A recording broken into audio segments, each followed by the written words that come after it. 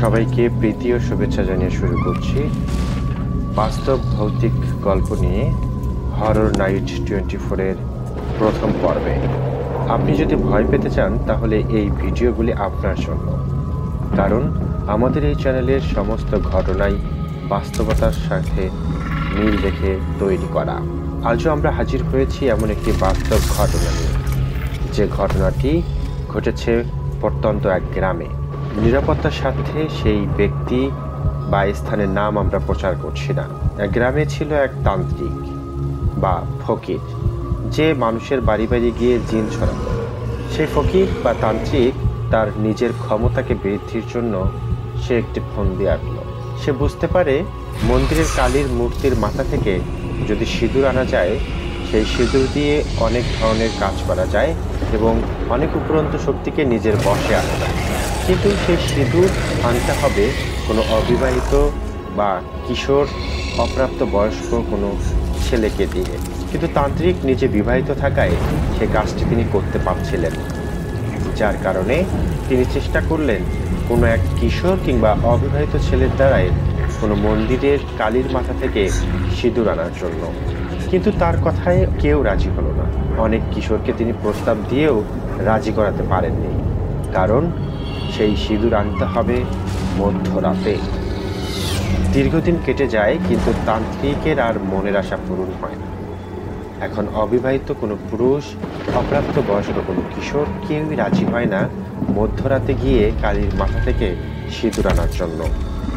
একদিন অনেক দূরের এক গ্রাম থেকে তান্ত্রিকের কাছে দুজন লোক আসে।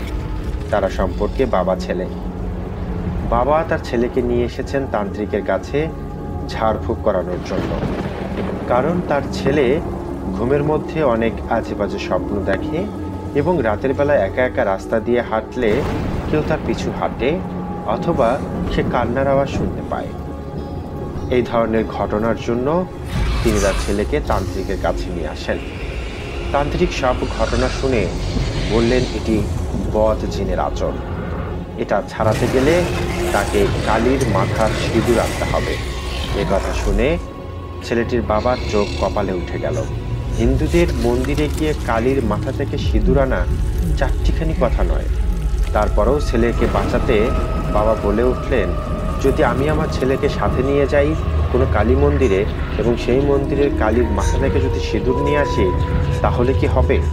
তান্ত্রিক জোরে সোরে বলে উঠল, না, আপনার ছেলের এই সমস্যাটা কোনো ঝাড়ফুঁকে সারবে না। ওকে কোনো এক মধ্যরাতে অর্থাৎ 12টার পরে একা একাই কোনো এক মন্দিরে গিয়ে কালীর মাথা থেকে সিঁদুর আনতে হবে। যদি সে সিঁদুরটি আনতে পারে, তাহলে সে নিজেও একটা ক্ষমতা পেয়ে যাবে, যে ক্ষমতার বলে সে যে কোনো জিনকে তার বশে আনতে পারবে, আর কোনো জিন তার কোনো ক্ষতি করতে পারবে না। এই কথা শুনে ছেলেটি চট করে বলে উঠল, বাবা, আমি পারবো। সেদিনের মতো তান্ত্রিকের কাছ থেকে তারা বিদায় নিয়ে চলে গেলেন। এরপর ছেলেটির বাবা বলল, বাবা, কালীর মাথা থেকে সিঁদুর আনা কিন্তু তুমি ভয় করবা, তুমি যেতে পারবা না, এটা চারটিখানি বিষয় নয়। ছেলেটি বলে উঠল, বাবা, তুমি আমার সাহস সম্পর্কে কিছুই জানো না। তুমি দেখো না, আমি রাতের 2টা 2:30 পর্যন্ত বাড়ির ছাদে কিংবা বাহিরেও অনেকবার বসেছিলাম। তুমি বারবার বলতে, এভাবে রাতের বেলা বাহিরে বসে থাকিস না, ভয় করবে। যাই হোক বাবা, আমি পারবো, আর আমি চাই ওই কাজটা করে আমিও কিছু জিনকে আমার হাতের বন্দি করে রাখবো। এই কথা শোনার পর ছেলেটির বাবা আর কোনো কথা বলে না। তারপরেও বাবা শেষ মুহূর্তে বলেছে, হুটহাট করে কোনো কিছু করবি না, যাওয়ার আগে অবশ্যই আমাকে জানাবি। এরপর কেটে গেল কয়েকটি দিন। ছেলেটির চোখে মুখে এখন অন্য নেশা। কখন সে কালীর মাথা থেকে সিঁদুর আনবে এবং সে নিজেও একটা ক্ষমতার মালিক হয়ে যাবে। ওই সিঁদুর আনতে পারলে তো সে নিজে জিনদেরকে বন্দি করে রাখতে পারবে নিজের কাছে। এই লোক তাকে পেয়ে বসল। একদিন রাত 11:30টায় সে চট করে কাপড় চোপড় পরে হাতে টর্চ লাইট নিয়ে দরজা লাগিয়ে বেরিয়ে পড়ল কালী মন্দিরের উদ্দেশ্যে। এখান থেকে বেশ কিছুটা দূরে পাশের গ্রামেই হিন্দুপাড়া। ঠিক একটা বিশাল বটগাছ, ভুতুড়ে জায়গা, তার নিচেই রয়েছে কালীর মন্দির। ছেলেটি সাহস নিয়ে টর্চ লাইট জ্বালিয়ে রাতের বেলা রওনা দিল। যখন সে বাসা থেকে বের হয়ে যায় তখনও আকাশে চাঁদ ছিল, চারপাশটা হালকা আলোয় দেখা যাচ্ছিল। সে আপন মনে হাঁটছে, কিন্তু কিছুক্ষণের মধ্যেই চারপাশটা কেন যেন হঠাৎ অন্ধকারে ঠেকে গেল। ছেলেটি পকেট থেকে টর্চ লাইট বের করলো এবং টর্চ লাইট জ্বালিয়ে সে হাঁটতে শুরু করলো। সে মনে মনে গুনগুন করে গান করছে, কারণ তার মনে ফুর্তি, যদি সে কালীর মাথার সিঁদুর আনতে পারে তাহলে সেও অনেক জিনকে বন্দি করতে পারবে। তান্ত্রিক এই কথা বলেছে তাকে। হাঁটতে হাঁটতে সে বেশ কিছুটা পথ গেল। হঠাৎই সে আরেক পা ফেলতেই অনুভব করলো তার পায়ের নিচে কিছু একটা নরম জিনিস অনুভূত হচ্ছে। সে দ্রুত সেখান থেকে 2 পা পিছিয়ে টর্চ লাইটটা নিচের দিকে ধরল। নিচের দিকে ধরার পর সে রীতিমতো অবাক হয়ে গেল। এদিকে বিশাল একটা সাপ রাস্তার মাঝে শুয়ে আছে। ছেলেটি দেখে একটু ভয় পেয়ে গেল। তখন সে মনে মনে ভাবলো, এ সাপ নয়, মূলত আমাকে কালীর মন্দির থেকে সিঁদুর আনতে দেবে না। সে দূর থেকে হুসহুস করলো, কিন্তু সাপ কোনোভাবেই নড়ল না। এরপর সে আশেপাশে বাঁশ অথবা লাঠি খুঁজতে লাগলো। সে রাস্তার পাশে একটি বাঁশ পড়ে থাকতে দেখল। বাঁশটি তুলে এনে সাপটির গায়ে সজোরে আঘাত করল এবং সাপটা মুহূর্তের মধ্যেই রাস্তার পাশ দিয়ে নেমে চলে গেল। ছেলেটি আবারও হাঁটা শুরু করলো। হাঁটতে হাঁটতে সে যখন ঠিক মন্দিরের কাছে, তখন তার মনে হতে লাগলো চারপাশ যেন কেউ ভেঙে চুরে তার দিকে আসছে কোনো দান। তবু সে থামলো না। সে দ্রুত পায়ে এগোতে থাকলো। এগোতে এগোতে সে এক মন্দিরের কাছে গিয়ে হাজির হলো এবং সেখানে সে মন্দিরে কালীর মূর্তি ছিল। সে দূর থেকে টর্চ লাইট ফেললো কালীর মূর্তির মুখের ওপর। সে টর্চ লাইট ফেলতেই একটু অবাক হয়ে গেল। আচ্ছা, কালীর মূর্তি, অথচ সে জিহ্বা বের করে নেই, কারণ যতগুলো কালী সে দেখেছে সবারই জিহ্বা বের করে আছে। তবু সে ভাবলো হয়তো তার চোখের ভুল হচ্ছে। সে আরো কাছে এগোলো মন্দিরের। এরপর সে মন্দিরের চারপাশের দেওয়াল টপকে মন্দিরের ভিতরে প্রবেশ করলো। যখন সে মন্দিরের প্রাচীর টপকে মন্দিরের ভিতরে প্রবেশ করলো, ঠিক তখনই মন্দিরের উপর থেকে একটা গাছের ডাল এসে সজোরে মাটিতে আঘাত করলো এবং সে দ্রুত পিছনে সরে আসার কারণে ডালটি মাটিতে পড়ে। যদি সে দ্রুত সরে না আসতো তাহলে ডালটি তার গায়ের উপর পড়তো এবং সে ওখানেই মারা যেতে পারত। যাই হোক, সে একটু ভয় পেল। হালকা ঘামছে। কি হবে? আমি কি সিঁদুর নিতে পারবো? সে হাঁটি হাঁটি পা করতে করতে বারান্দায় প্রবেশ করলো। বারান্দায় উঠে সে মন্দিরের ভেতরে 1 পা দিতেই তার গা যেন ছমছম করে উঠল। কেউ যেন তাকে পিছন থেকে ডেকে বলছে, এই যাস না ওখানে।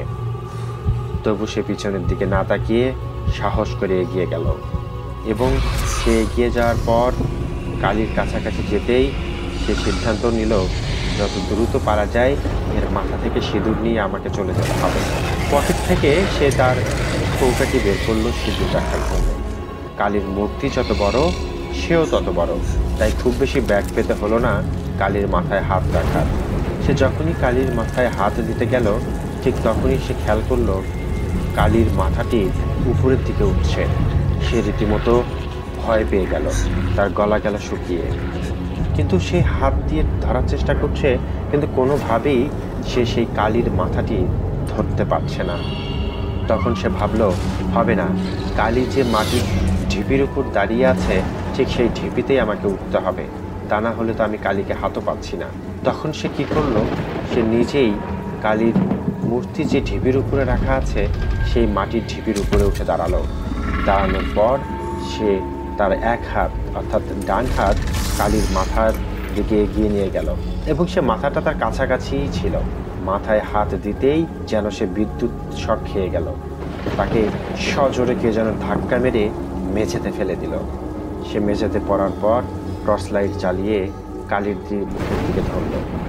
সে দেখল যে কালীর জিহ্বা বন্ধ করেছিল সেই কালীর জিহ্বা এতখানি বের হয়ে আসলো কী করে, এবং সে দেখতেছে যে কালীর জিহ্বাটা তার দিকে এগিয়ে আসছে।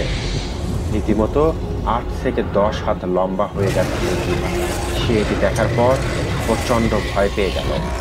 সে দৌড়ে মন্দির থেকে বের হয়ে মন্দিরের দেয়ালে অর্থাৎ প্রাচীরের দেওয়ালে এসে সজোরে ধাক্কা খেয়ে প্রাচীরের ভিতর অজ্ঞান হয়ে পড়ে গেল।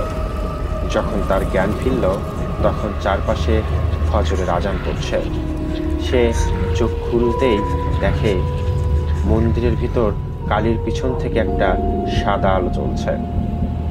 সে দেখে দ্রুত দাঁড়ানোর চেষ্টা করলো। সে দাঁড়িয়ে দ্রুত প্রাচীর টপকে মন্দির থেকে বের হয়ে আসলো এবং সে বাড়ির দিকে দৌড়ানো শুরু করলো। কিন্তু সে যত জোরে দৌড়াচ্ছে তার পা যেন অবশ হয়ে যাচ্ছে। সে কোনোভাবেই শক্তি নিয়ে দৌড়াতে পারছে না। যে হাত দিয়ে সে কালীর মূর্তিতে অর্থাৎ মাথায় সিঁদুর নিতে ধরেছিল সে হাত দিতেও সে কোনোভাবে শক্তি পাচ্ছে না। অনেক কষ্টে দৌড়াতে দৌড়াতে সে তার বাড়ি পর্যন্ত পৌঁছে যায়। আঙিনে গিয়েই মা বলে চিৎকার দিয়ে ধপাস করে মেঝেতে পড়ে যায়।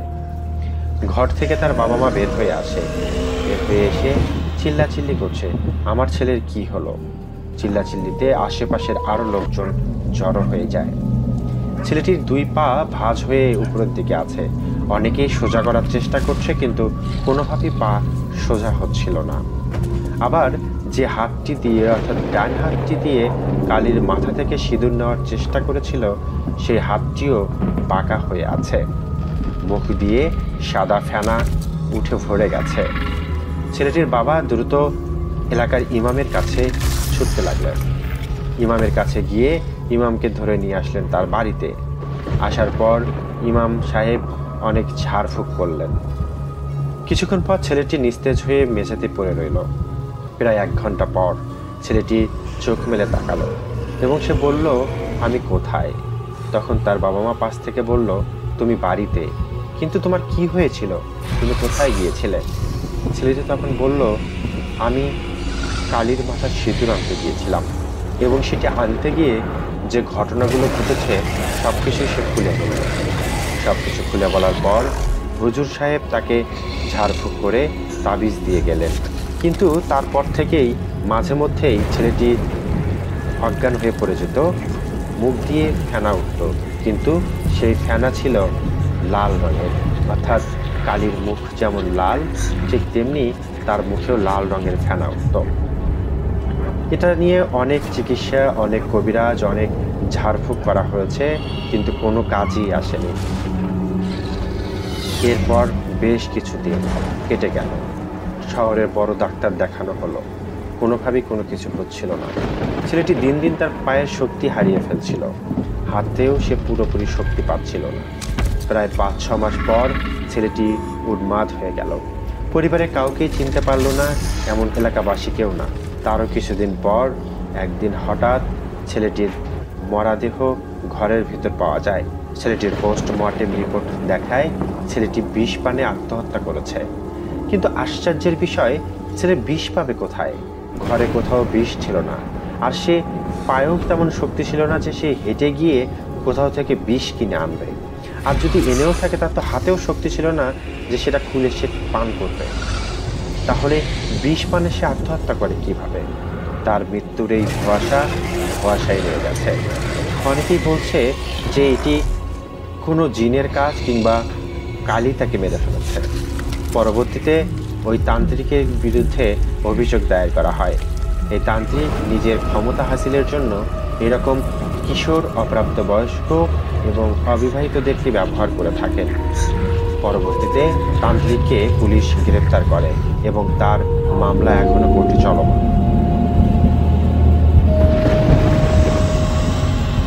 শ্রোতা বন্ধুরা, এমন সত্য ঘটনা শুনতে আমাদের চ্যানেলটি সাবস্ক্রাইব করে বেল বাটনে ক্লিক দিয়ে রাখুন। পরবর্তী পর্বে আরও একটি সত্য ঘটনা নিয়ে আপনাদের সামনে হাজির হব। ততক্ষণ পর্যন্ত ভালো থাকবেন, সাবধানে থাকবেন, হরর নাইট 24/7-এর সাথেই থাকবেন।